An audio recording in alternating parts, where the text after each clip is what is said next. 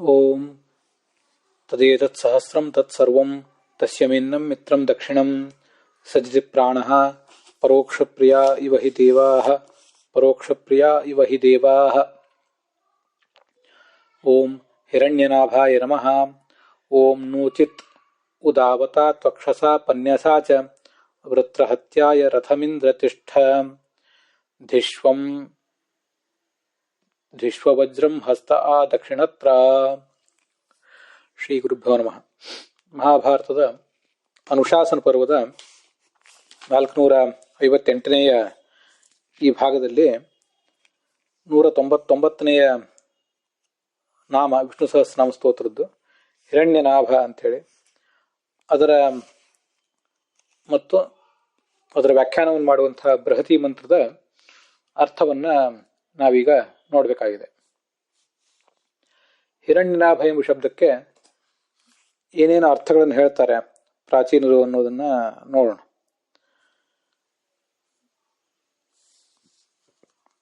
ನಾಭಿ ಅಂದ್ರೆ ಹೊಕ್ಕಳು, ಪ್ರಸಿದ್ಧವಾದಂತಹ ಅರ್ಥ ಎಲ್ಲರಿಗೂ ಗೊತ್ತಿದೆ.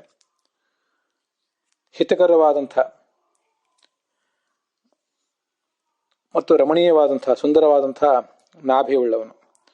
ಭಗವಂತನ ಪ್ರತಿಯೊಂದು ಅಂಗಾಂಗವೂ ಜಗತ್ತಿಗೆ ಹಿತಕರವೇ ಮತ್ತು ರಮಣೀಯವೇ. ಅದರಲ್ಲಿ ಹೊಕ್ಕಳು ಕೂಡ ಹೀಗಿದೆ ಅನ್ನೋದೊಂದು ಲಕ್ಷಣ. ಆದ್ರಿಂದ ಆತ ಹಿರಣ್ಯನಾಭ.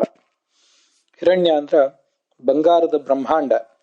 ಆ ಬ್ರಹ್ಮಾಂಡ ಅನ್ನೋದು ಇವನ ನಾಭಿಯಲ್ಲಿರುವುದರಿಂದ ಕೂಡ ಈತ ಹಿರಣ್ಯನಾಭ. ಹಿರಣ್ಯ ಅಂದ್ರೆ ಹಿರಣ್ಯ ವರ್ಣ ಉಳ್ಳವನು ಅಂತನೂ ಕೂಡ ಅರ್ಥ ಆಗ್ತದೆ. ಮತ್ತೆ ನಾಭ ಅನ್ನುವಲ್ಲಿ ಹೀಗೆ ಪದಚ್ಛೇದ ಮಾಡ್ತಾರೆ. ಅಭ ಅಂದ್ರೆ ಜೀವ, ಜ್ಞಾನದ ಪ್ರಕಾಶ ಅವನಲ್ಲಿ ಕಡಿಮೆ ಇದೆ ಪರಮಾತ್ಮನಿಗೆ ಹೋಲಿಸಿದರೆ. ಹೀಗೆ ಅಭ ಅಂದ್ರೆ ಜೀವ, ನಾಭ ಅಂದ್ರೆ ಆ ಜೀವನಿಗಿಂತ ಪೂರ್ಣವಾಗಿ ಭಿನ್ನನಾದ ಜ್ಞಾನ ಪ್ರಕಾಶವುಳ್ಳಂತಹ ಪರಮಾತ್ಮ.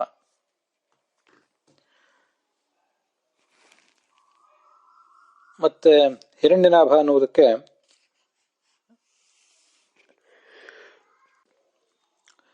ಹೀಗೊಂದು ಬೇರೆ ಅರ್ಥವನ್ನು ಹೇಳ್ತಾರೆ. ನಾಭ ಅಂದ್ರೆ ಶತ್ರುಗಳನ್ನು ಹಿಂಸಿಸುವಂಥವನು. ನ ಅಂದ್ರೆ ಬಲ, ಯ ಅಂದ್ರೆ ಜ್ಞಾನ.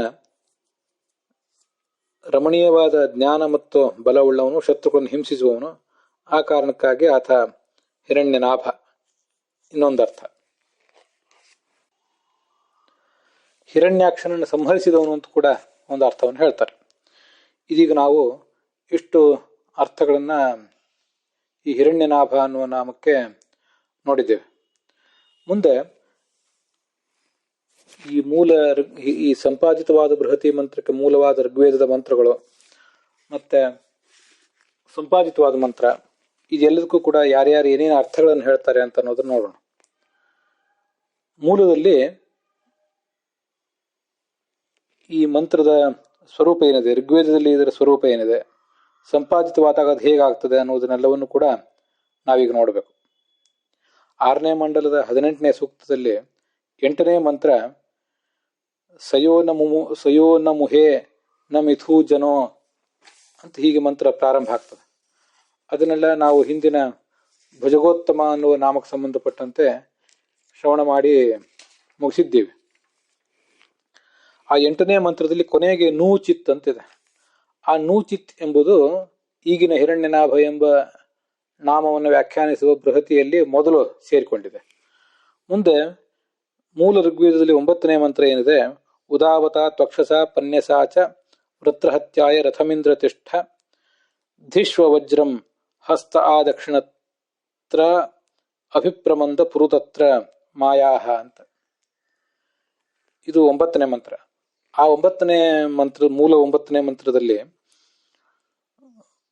ಅಭಿಪ್ರಮಂದ ಪುರುದತ್ರ ಮಾಯಾಹ ಅನ್ನೋದನ್ನು ಹೊರತುಪಡಿಸಿ ಈ ಮಂತ್ರಕ್ಕೆ 199ನೆಯ ಬೃಹತಿ ಮಂತ್ರಕ್ಕೆ ಸೇರಿಸಿದ್ದಾರೆ. ಹಾಗಾಗಿ 8ನೇ ಮಂತ್ರ ಮತ್ತು 9ನೇ ಮಂತ್ರ ಮೂಲದಲ್ಲಿ ಏನಿವೆ ಅವೆರಡರ ಒಂದು ಮಿಶ್ರಣವೇ ಈ 199ನೇ ಬೃಹತಿ ಮಂತ್ರ. ಅದಕ್ಕೆ ಸಾಯಣಾಚಾರ್ಯರು ಮತ್ತೆ ಭಗವಂತಾಚಾರ್ಯರು ಮೂಲ ಋಗ್ವೇದದ ಮಂತ್ರಗಳಿಗೆ ಅರ್ಥ ಹೇಳಿದವರು. ಅವ್ರೇನು ಅರ್ಥ ಹೇಳಿದ್ದಾರೆ ಅಂತ ನೋಡಬೇಕು.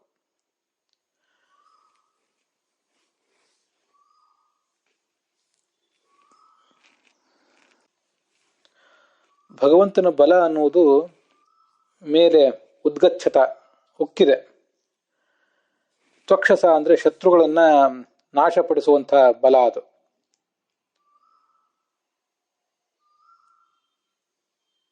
ಪನ್ಯಸ ಅಂದ್ರೆ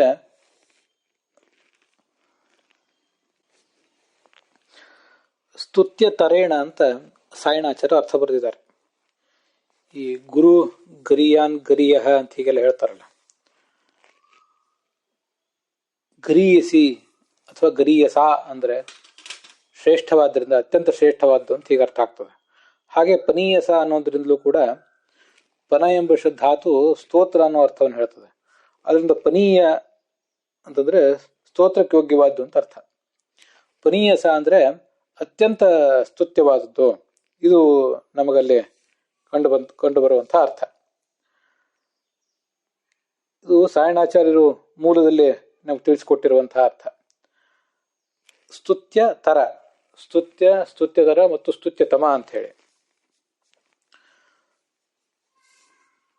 ಇಲ್ಲಿ ರಘುನಾಥ ಸ್ವಾಮಿಗಳ ವ್ಯಾಖ್ಯಾನದಲ್ಲಿ ಸ್ತುತ್ಯಂತರೇಣ ಅಂತ ಆಗಿದೆ. ಸ್ತುತ್ಯಂತರ ಅಂದ್ರೆ ಬೇರೊಂದು ಸ್ತುತ್ಯ ಅಂತ ಹೀಗೇನೋ ಅರ್ಥ ಆಗಿಬಿಡ್ತದೆ. ಗತ್ಯಂತರ ಅನ್ನೋದಕ್ಕೆ ಬೇರೊಂದು ಗತಿ ಅಂತ ಹೀಗೆಲ್ಲ ಅರ್ಥ ಆಗ್ತದಲ್ಲ, ಹಾಗೆ ಸ್ತುತ್ಯಂತರ ಅನ್ನೋದಕ್ಕೂ ಕೂಡ ಬೇರೊಂದು ಸ್ತುತಿ ಅಂತ ಹೀಗೆ ಅರ್ಥ ಆಗೋ ಸಾಧ್ಯತೆ ಇದೆ. ಹಾಗ ಅರ್ಥ ಅಲ್ಲ ಅದು. ಸ್ತುತ್ಯ ತರೇಣ ಅಂತಿರುವುದೇ ಮುದ್ರಣ ದೋಷ ಅಥವಾ ಬೇರೆ ಯಾವುದೋ ದೋಷದಿಂದ ಸ್ತುತ್ಯಂತರೇಣ ಅಂತಾಗಿದೆ. ಆದ್ರಿಂದ ರಘುನಾಥ ಸ್ವಾಮಿಗಳ ಬೃಹತಿ ಪುಸ್ತಕವನ್ನು ಇಟ್ಕೊಂಡು ನೋಡುವಂಥವ್ರು ಅದನ್ನು ಸ್ತುತ್ಯ ತರೇಣ ಅಂತ ತಿದ್ಕೊಳ್ಬೇಕು. ಸಾಮಾನ್ಯವಾಗಿ ರಘುನಾಥ ಸ್ವಾಮಿಗಳ ವ್ಯಾಖ್ಯಾನ ಸಾಯಣಾಚಾರ್ಯದ ಆ ಅರ್ಥಗಳನ್ನ ಹೋಲುವಂತಿರ್ತದೆ. ಆದ್ರಿಂದ ಹೀಗೆ ಅದನ್ನ ಮಾಡಿಕೊಳ್ಳುವುದು ಎಲ್ಲ ರೀತಿಯಿಂದಲೂ ಉಚಿತ. ಅದೇ ಅರ್ಥವೇ ಅತಿಶಯೇನ ಅರ್ಚನೀಯ, ಹೆಚ್ಚು ಮೆಚ್ಚುಗೆಗೆ ಪಾತ್ರವಾದದ್ದು, ಎಲ್ಲರ ಗೌರವಕ್ಕೆ ಭಕ್ತಿಗೆ ಪಾತ್ರವಾದದ್ದು ಅನ್ನೋ ಅರ್ಥವನ್ನೇ ಭಗವಂತಾಚಾರ್ಯರು ಕೂಡ ಹೇಳ್ತಾರೆ. ಆದ್ರಿಂದ ಸ್ತುತ್ಯ ತರೇಣ ಅಂತ ಹೀಗೆ ಅದರ ಬದಲಾವಣೆ ಆಗಬೇಕು. ಅಂಥ ಬಲದಿಂದ ನೀನು ವೃತ್ರಹತ್ಯಾಯ, ವೃತ್ರಾಸುರನನ್ನ ಹತ್ಯೆ ಮಾಡ್ಲಿಕ್ಕೋಸ್ಕರ, ಅಥವಾ ವೃತ್ರಹತ್ಯ ಅನ್ನುವುದು ಈ ಶತ್ರುಗಳನ್ನ ಕೊಲ್ಲಲಿಕ್ಕಾಗಿ ನಿನ್ನ ರಥವನ್ನು ಏರು, ದಕ್ಷಿಣತ್ರ ಹಸ್ತವು, ನಿನ್ನ ಬಲಗೈಯಲ್ಲಿ ನಿನ್ನ ವಜ್ರಾಯುಧವನ್ನ ಹಿಡಿದುಕೋ.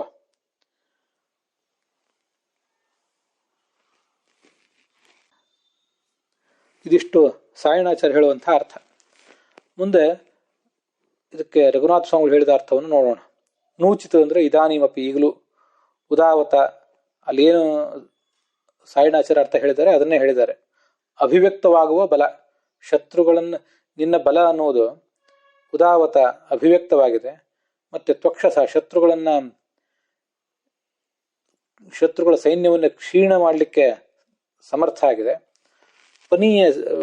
ಪನ್ಯಸ ಅಂದ್ರೆ ಸ್ತುತಿಗೆ ಯೋಗ್ಯವಾಗಿದೆ. ಅಂಥ ಬಲದಿಂದ ನೀನು ವೃತ್ರಹತ್ಯೆ ಮಾಡ್ಲಿಕ್ಕೋಸ್ಕರ, ವೃತ್ರಹತ್ಯೆ ಅಂದ್ರೆ ಯುದ್ಧ ಅಂತ ಅರ್ಥ ಹೇಳಿದ್ದಾರೆ. ರಥದಲ್ಲಿ ಬಂದು ಕುಳಿತುಕೋಬಾ ಮತ್ತು ನಿನ್ನ ದಕ್ಷಿಣ ಭಾಗದ ಕೈಯಲ್ಲಿ ವಜ್ರವನ್ನು ಹಿಡಿ ಅಂತ ಅವರು ಇದು ರಘುನಾಥ ಸ್ವಾಮಿಗಳು ಹೇಳುವಂತಹ ಅರ್ಥ. ಅಲ್ಲಿ ವಜ್ರ ಎಂಬ ಅರ್ಥ ನಮಗೆ ಬರಬೇಕಾಗಿದೆ, ಕೈಯಲ್ಲಿ ವಜ್ರವನ್ನು ಹಿಡಿದುಕೋ ಅಂತ. ಅದಕ್ಕೆ ಹಿರಣ್ಯನಾಭ ಅನ್ನೋದಕ್ಕೆ ಹೀಗೆ ಅರ್ಥ ಹೇಳ್ತಾರೆ ರಘುನಾಥ ಸ್ವಾಮಿಗಳು. ಭಗವಂತನ ಕೈಯಲ್ಲಿರುವ, ಇಂದ್ರನ ಕೈಯಲ್ಲಿರುವ ವಜ್ರಾಯುಧ ಅನ್ನೋದು ಹಿತ, ಭಕ್ತರಿಗೆ ಹಿತ ಮತ್ತು ರಮಣೀಯವು, ಸುಂದರನೂ ಹೌದು. ಆದ್ರಿಂದ ಅದು ಹಿರಣ್ಯ. ಹಿರಣ್ಯ ಅನ್ನೋ ಶಬ್ದ ವಜ್ರವನ್ನು ಹೇಳ್ತದೆ. ಮತ್ತೆ ನಾಭ ಎಂಬ ಶಬ್ದಕ್ಕೆ ಹಸ್ತ, ಭಗವಂತನ ಹಸ್ತ ಅಂತ ಅರ್ಥ ಹೇಳ್ತಾರೆ ಅವರು. ಅಭ ಅಂದ್ರೆ ಅಭಿಭವ, ಸೋಲು ಅಂತ ಅರ್ಥ. ನ ಅಭಹ ಯಶಸಃ ನಾಭ, ಯಾವುದಕ್ಕೆ ಸೋಲೇ ಇಲ್ವೋ ಅಂಥ ಕೈ ಅಂತ ಅರ್ಥ. ಹೀಗೆ ನಾಭ ಎಂಬ ಶಬ್ದಕ್ಕೆ ಕೈ ಅಂತ ಅರ್ಥ ಹೇಳ್ತಾರೆ ರಘುನಾಥ ಸ್ವಾಮಿಗಳು. ಹಿರಣ್ಯಂ ವಜ್ರಂ ನಾಭೇ ಯಶಸಃ ಹಿರಣ್ಯ ನಾಭ. ವಜ್ರಾಯುಧ ಅನ್ನುವುದು ಯಾರ ಕೈಯಲ್ಲಿದೆಯೋ ಅಂಥ ಇಂದ್ರ ಅಥವಾ ಇಂದ್ರನಲ್ಲಿ ಅಂತರ್ಯಾಮಿಯಾದ ಭಗವಂತ. ಇದು ರಘುನಾಥ ಸ್ವಾಮಿಗಳು ನಮಗೆ ತೋರಿಸುವಂತಹ ಅರ್ಥ. ರಘುನಾಥ ಸ್ವಾಮಿಗಳು ಸಂಪಾದಿತವಾದ ಬೃಹತಿ ಮಂತ್ರಕ್ಕೆ ಅರ್ಥ ಹೇಳಿದ್ದಾರೆ, ನಮಗಿದು ಗೊತ್ತಿದೆ. ಮೂಲ ಋಗ್ವೇದದ ಮಂತ್ರಕ್ಕೆ ಅರ್ಥ ಹೇಳುವವರು ಮತ್ತೊಬ್ಬರು. ರಘುನಾಥ ತೀರ್ಥರು ಸಂಪಾದಿತವಾದ ಮಂತ್ರಕ್ಕೆ ಅರ್ಥ ಹೇಳಿದ್ರೆ, ಮೂಲ ಮಂತ್ರಕ್ಕೆ ಅರ್ಥ ಹೇಳಿದವರು ಭಗವಂತಾಚಾರ್ಯರು ಮತ್ತೊಬ್ರು. ಹಿರಣ್ಯನಾಭ ಎಂಬ ಶಬ್ದಕ್ಕೆ ಭಕ್ತರಿಗೆ ಹಿತವಾದ ಮತ್ತು ರಮಣೀಯವಾದ ಜ್ಞಾನ ಮತ್ತು ಬಲವುಳ್ಳವನಾದ್ದರಿಂದ ಭಗವಂತ ಹಿರಣ್ಯ. ಅವನು ನಭತೆ, ಈ ಅಜ್ಞಾನಾದಿಗಳನ್ನು ನಾಶಪಡಿಸುವುದರಿಂದ ಆತನನ್ನ ನಾಭ ಅಂತ ವರ್ಣನೆ ಮಾಡ್ತಾರೆ. ಹೀಗೆ ಹಿರಣ್ಯಶ್ಚಾಸವು ನಾಭಶ್ಚ ಹಿರಣ್ಯನಾಭ ಅನ್ನೋ ಅರ್ಥವನ್ನು ಹೇಳಿದವರು ಅವರೇ. ಬಂಗಾರದ ರಥವುಳ್ಳವನು, ಆ ರಥದಲ್ಲಿ ಕೂತ್ಕೊಂಡವನು ಅನ್ನೋ ಅರ್ಥವನ್ನು ಅವರು ವರ್ಣಿಸ್ತಾರೆ. ಇದಿಷ್ಟು ಅವರು ಹೇಳಿದ ಅರ್ಥ ಆಯಿತು. ಮುಂದೆ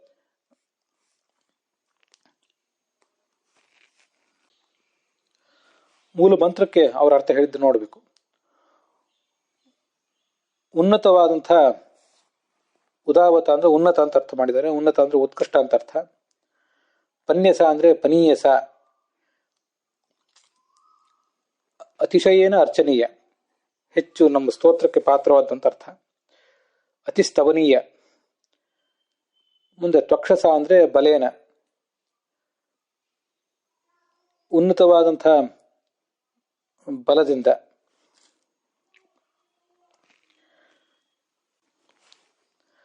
ಪನ್ಯಸ ಎಂಬ ಶಬ್ದಕ್ಕೆ ಜ್ಞಾನ ಅಂತ ಕೂಡ ಇನ್ನೊಂದು ಅರ್ಥವನ್ನು ಹೇಳಬಹುದು ಅಂತ ತಿಳಿಸ್ತಾರೆ ಅವರು.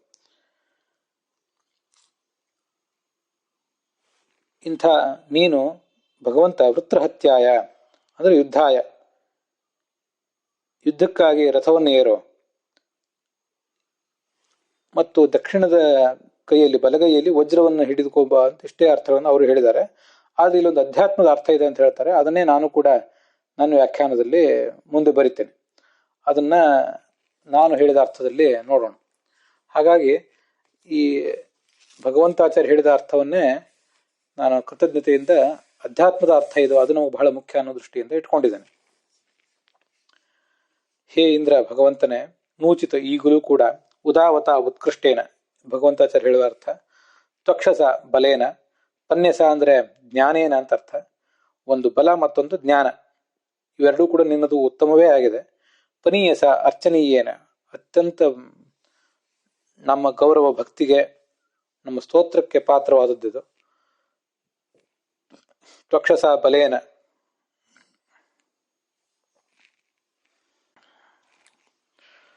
ವೃತ್ರಹತ್ಯಾಯ, ವೃತ್ರಾಸುರನನ್ನು ಕೊಲ್ಲುವುದು ಇದ್ರ ಮಾಡಿದ ಕೆಲಸ. ಭಗವಂತ ವೃತ್ರಾಸುರನನ್ನು ಕೊಲ್ಲುವುದು ಅಂದ್ರೆ ಅಜ್ಞಾನವನ್ನು ನಾಶ ಮಾಡುವುದು ಅಂತ ಅರ್ಥ. ಇದನ್ನೆಲ್ಲ ಋಗ್ಭಾಷ್ಯದಲ್ಲಿ ಆಚಾರ್ಯ ತೋರಿಸಿಕೊಟ್ಟಿದ್ದಾರೆ ಈ ಅರ್ಥಗಳನ್ನ. ಅದೇ ಅರ್ಥಗಳನ್ನ ಭಗವಂತಾಚಾರ್ಯ ಕೂಡ ತಗೊಂಡಿದ್ದಾರೆ. ನಮಗೆ ಆ ಅಧ್ಯಾತ್ಮದ ಅರ್ಥ ಮುಖ್ಯ ಆಗಬೇಕು. ವೃತ್ರ ಅಂದ್ರೆ ಆವರಿಸುವವನು, ನಮ್ಮ ಮೈ ಮನಗಳನ್ನೆಲ್ಲ ಆವರಿಸಿ ನಮ್ಮನ್ನ ದುರ್ಗತಿಗೆ ಈಡು ಮಾಡುವಂಥದ್ದು ಅಜ್ಞಾನ. ಅದರಿಂದ ವೃತ್ರ ಅಂದ್ರೆ ಅಜ್ಞಾನ, ಅದರ ನಾಶಕ್ಕಾಗಿ ರಥಂ, ನಮ್ಮ ರಥವನ್ನು ಏರ್ಬೇಕು. ಯಾವುದು ರಥ ಅಂದ್ರೆ ನಮ್ಮ ದೇಹ. ದೇಹ ಅನ್ನುವುದೇ ಒಂದು ರಥ. ಇದೆಲ್ಲ ಭಗವಂತಾಚಾರ್ಯ ಹೇಳಿದ್ದೆ. ರಥದಲ್ಲಿ ಬಂದು ನಿಲ್ಲು ಬಾ, ಮತ್ತೆ ಬಲಗೈಯಲ್ಲಿ ಜ್ಞಾನ ಮುದ್ರೆಯನ್ನು ಹಿಡಿದು ಬಾ.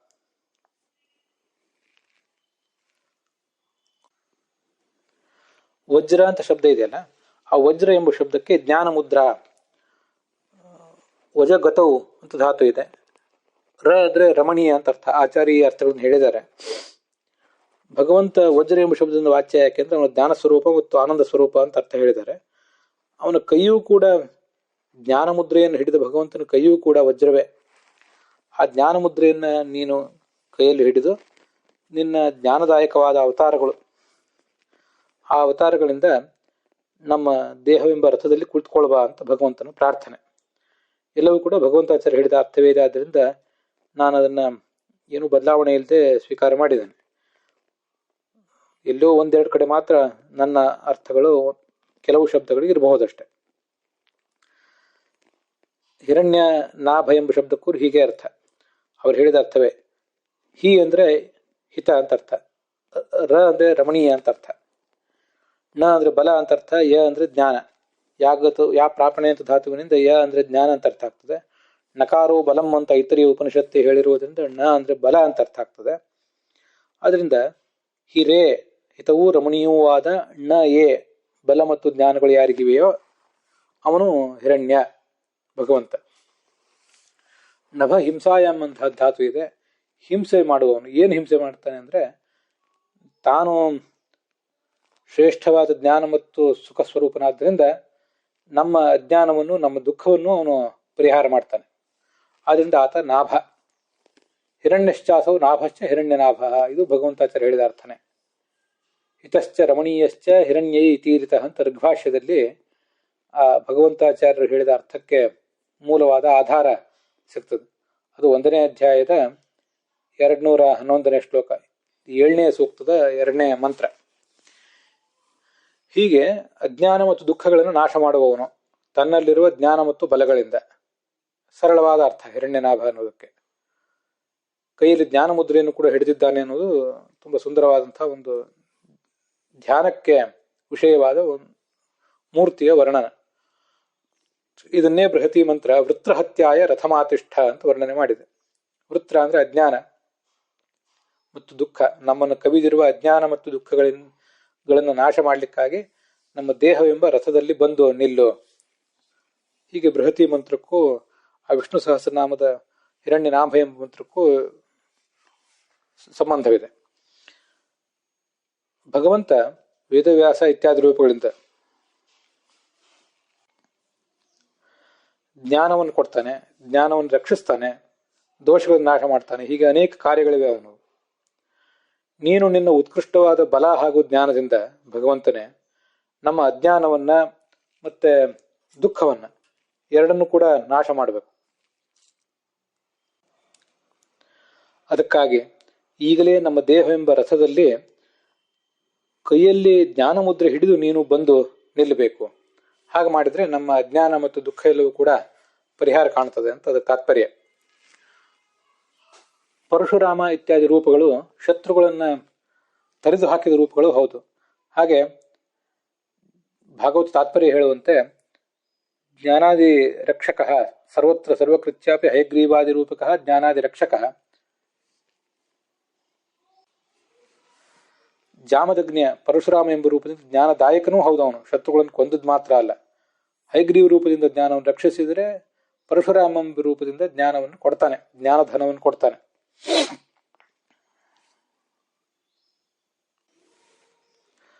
ಅಥವಾ ಜ್ಞಾನ ಮುದ್ರೆಯನ್ನು ಧರಿಸಿರುವಂತಹ ಹಯಗ್ರೀವ, ಧನ್ವಂತರೆ, ವ್ಯಾಸ ಇತ್ಯಾದಿ ರೂಪಗಳನ್ನು ಕೂಡ ಈ ಮಂತ್ರದಿಂದ ನಾವು ಧ್ಯಾನಿಸಬಹುದು.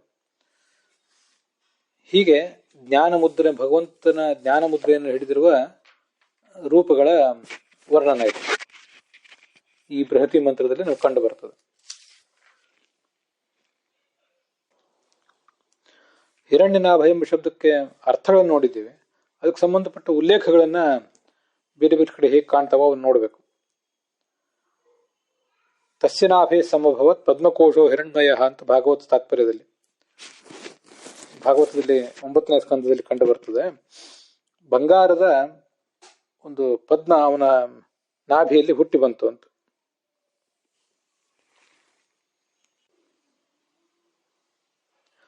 ಒಬ್ಬ ಪ್ರಾಚೀನ ನಿಘಂಟುಕಾರರು ಯಾಸ್ಕರು ಅವರು ಕೂಡ ಹಿತವೂ ರಮಣೀಯವೂ ಆದಂತಹ ನಾಭಿ ಹೊಕ್ಕಳುಳ್ಳವನು ಅಂತ ಅರ್ಥ ವರ್ಣನೆ ಮಾಡ್ತಾರೆ.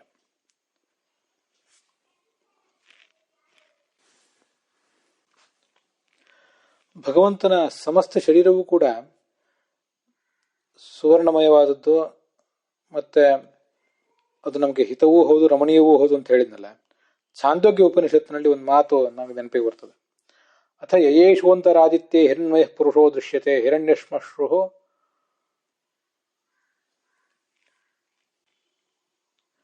ಹಿರಣ್ಯಕೇಶ ಆಪಾದ ಆಪ್ರಣಖಾತ್ ಸರ್ವ ಏವ ಸುವರ್ಣ. ಈ ಸೂರ್ಯನಲ್ಲಿ ಬಂಗಾರದ ವರ್ಣವುಳ್ಳಂತಹ ಒಬ್ಬ ಪುರುಷ ಇದ್ದಾನೆ. ಅವನು ಹಿರಣ್ಯಶ್ಮಶ್ರು, ಬಂಗಾರದ ವರ್ಣದ ಗಡ್ಡ ಮೀಸೆ ಉಳ್ಳವನು, ಬಂಗಾರ ವರ್ಣದ ಕೂದಲುಳ್ಳವನು. ಆಪ್ರಣಖಾತ್ ಸರ್ವ ಏವ ಸುವರ್ಣ, ಅವನ ತಲೆ ಕೂದಲು ಉಗುರು ಮೊದಲಾದ್ದು ಎಲ್ಲವೂ ಕೂಡ ಸುವರ್ಣವೇ ಅಂತ ಹೀಗೆ ಆತನನ್ನ ಛಾಂದೋಗ್ಯ ಉಪನಿಷತ್ತು ವರ್ಣಿಸ್ತದೆ. ಆದ್ರಿಂದ ಒಂದೊಂದು ಕಡೆ ಒಂದೊಂದು ಥರ ಹಿರಣ್ಯವರ್ಣಾಂ ಹರಿಣೀಯಂ ಅಂತ ಆತನನ್ನ ಶ್ರೀ ಸೂಕ್ತ ಬಂಗಾರದ ವರ್ಣವುಳ್ಳವನು ಅಂತ ಆತನ ಸ್ತ್ರೀ ರೂಪವನ್ನು ವರ್ಣನೆ ಮಾಡಿದೆ. ಹಿರಣ್ಮಯ ವಪುಹು ಅಂತ ಗಾಯತ್ರಿ ಮಂತ್ರದ ಧ್ಯಾನ ಶ್ಲೋಕ ಆತನ ಬಂಗಾರದ ವರ್ಣನವನ್ನ ಮತ್ತೆ ಜ್ಞಾನ ಬಲ ಸ್ವರೂಪವನ್ನು ವರ್ಣನೆ ಮಾಡ್ತದೆ. ಹಿರಣ್ಯ ಪಾಣಿಮೂತಯೇ ಸವಿತಾರಮುಪಹ್ವಯೇ ಅಂತ ಋಗ್ವೇದ ಅವನು ಹಿರಣ್ಯ ಪಾಣಿಯಾಗಿದ್ದಾನೆ, ಬಂಗಾರದ ಕೈ ಉಳ್ಳವನಾಗಿದ್ದಾನೆ ಅಂತ ಸೂರ್ಯನನ್ನ ಇಲ್ಲಿ ನಾನು ಕರಿತೇನೆ ಅಂತ ಋಗ್ವೇದವು ಆಹ್ವಾನಿಸ್ತೇನೆ ಅಂತ ವರ್ಣನೆ ಮಾಡ್ತದೆ.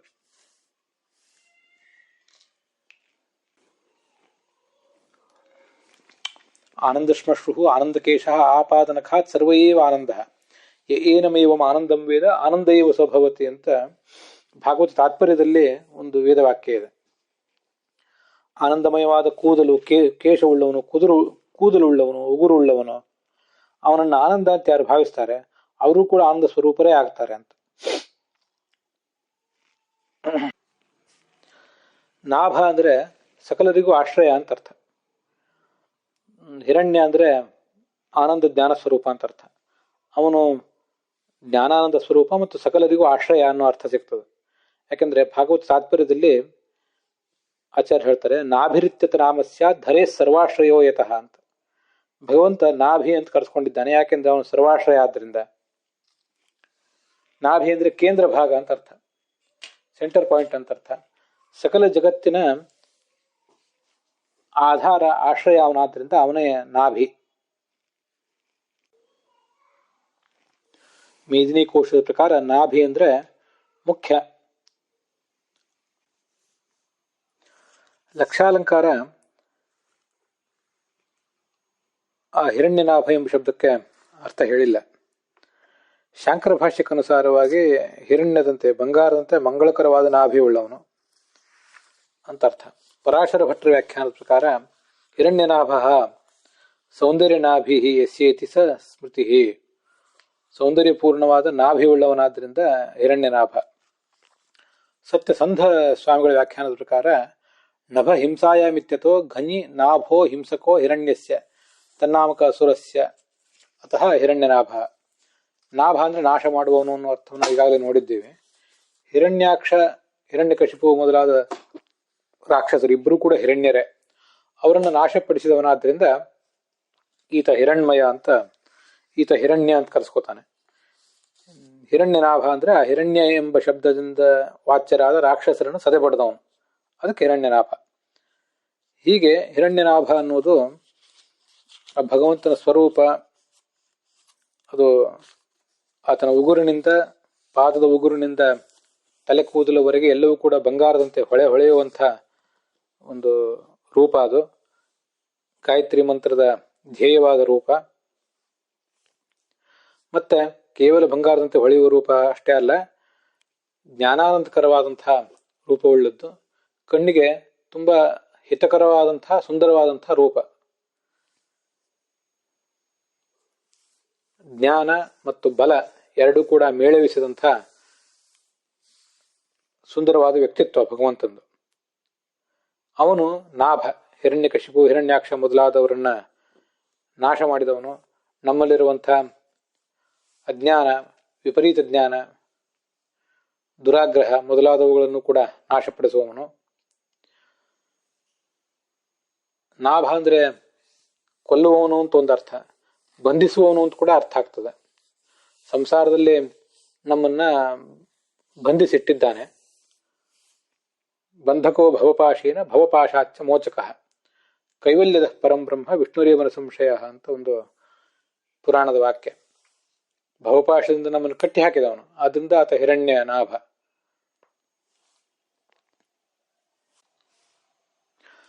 ಹಿರಣ್ಯ ಅನ್ನೋ ಶಬ್ದಕ್ಕೆ ಜ್ಞಾನ ಬಲರೂಪ ಬಂಗಾರದಂತೆ ವರ್ಣವುಳ್ಳವನು ಭಗವಂತ ಅಂತ ಅರ್ಥ ಮಾಡಿದ್ವಿ. ಹಿರಣ್ಯ ಅಂದ್ರೆ ಸಂಪತ್ತು ಕೂಡ ಹೌದಲ್ಲ.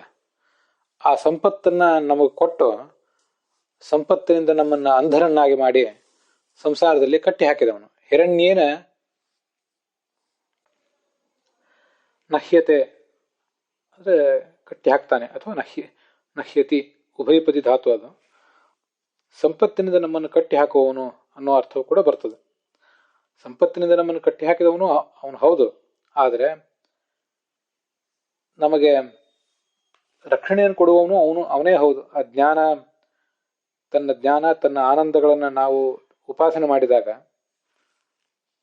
ನಮಗೂ ಕೂಡ ಅಜ್ಞಾನ ಮೊದಲಾದವುಗಳನ್ನ ನಾಶ ಮಾಡಿ ನಮ್ಮಲ್ಲಿರುವ ಜ್ಞಾನಾನಂದಗಳನ್ನು ವ್ಯಕ್ತ ಮಾಡುವವನಾದ್ರಿಂದ ಸಂಸಾರದಲ್ಲಿ ನಮ್ಮನ್ನು ಕಟ್ಟಿ ಹಾಕಿದವನು, ನಮ್ಮನ್ನು ಮುಕ್ತರನ್ನಾಗಿ ಮಾಡುವವನು ಅವನೇ ಅಂತ ಅಹಿರಣ್ಯನಾಭ ಎಂಬ ಶಬ್ದದಿಂದ ನಮಗೆ ತಿಳಿಯುತ್ತದೆ. ಹೀಗೆ ಆ ಒಂದು ರೂಪವನ್ನು ಧ್ಯಾನಿಸಲಿಕ್ಕೆ ಮತ್ತೆ ಅದರ ಅರ್ಥವನ್ನ ಅನುಸಂಧಾನ ಮಾಡಿಕೊಳ್ಳಿಕ್ಕೆ ತುಂಬಾ ಸುಂದರವಾದಂತಹ ಒಂದು ನಾಮ ಮತ್ತು ಅದನ್ನು ವ್ಯಾಖ್ಯಾನಿಸುವಂತಹ ಬೃಹತಿ ಮಂತ್ರ ಇದು. ಅದರೊಂದಿಗೆ ಈ ಭಾಗ ಸಮಾಪ್ತವಾಗಿದೆ.